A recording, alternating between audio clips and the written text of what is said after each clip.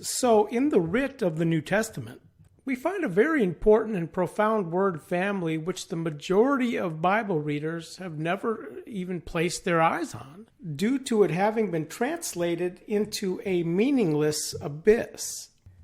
Where you see here they have translated two very different words in word families identically the same, when the fact is that these words have very different meanings and contexts. Where makarios is better translated as blissful, not blessed, but blissful. So, what is blissful from makarios here? Well, it has nothing to do with a feeling one gets when eating chocolate or ice cream, where, as a matter of fact, it has nothing to do with our present human experience. As if any human being can experience the biblical context of what blissful is.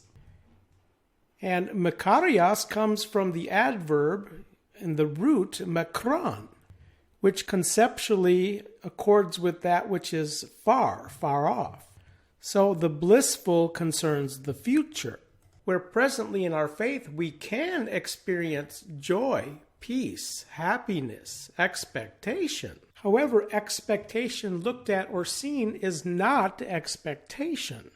So, in faith, we expect things not yet seen, which is the blissful expectation.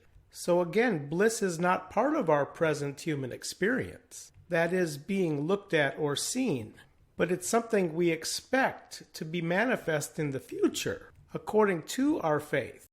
Now, as for blessings, simply understand that to be blessed or to bless others has to do with speaking words, okay? Words, logos, where the verb of logos is lego, to speak. So eulogeo is from the adverb eu, meaning well, and then lego, to speak. So when you bless someone or someone blesses you, you are speaking well of them. Literally well words, well wording. And the Greek word eulogeo is where we get our English word eulogy, where typically this concerns someone who has died. However, makarios has nothing to do with speaking words, but it concerns the future according to our present expectation. So conceptually, the blissful expectation is about being mindfully withdrawn from the present state of our humanity as one's wrestling in the faithing and that which is not yet seen but expected, where in the spirit of our thinking, we can be joyful in our faithing and possess an absolute unworriedness concerning that future bliss, of which the oil that the virgins possess, according to the parable of the 10 virgins, is the oil of the rejoicing. So joy is part of our present human condition in the rejoicing, such as Abraham. He perceived my day, and he perceived it and was made joyful.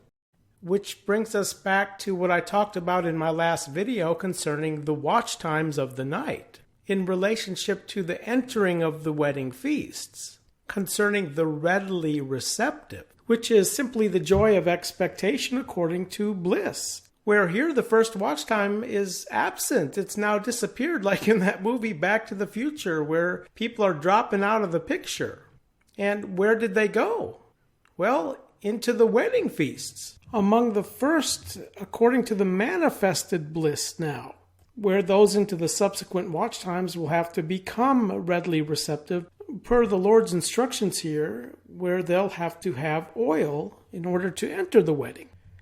The oil in relationship to the blissful expectation and the day that Abraham perceived concerning the completion of Christ into the third watch time, the third day, of which there is no blissful for those according to the unnamed fourth watch time.